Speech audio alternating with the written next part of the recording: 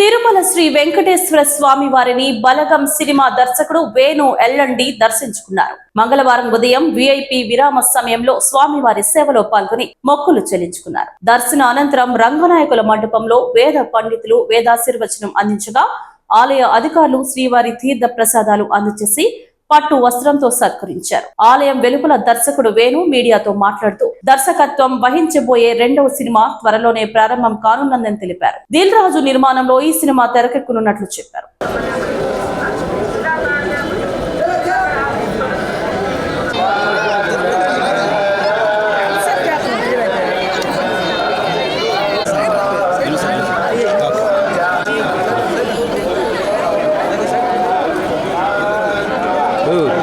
Camera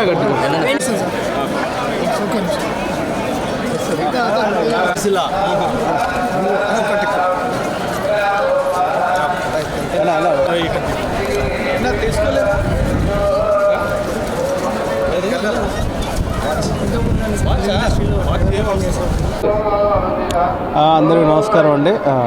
ఏడుకొండలవాడ వెంకటరమణ గోవింద గోవింద ఆపద ముక్కుల గోవింద గోవింద.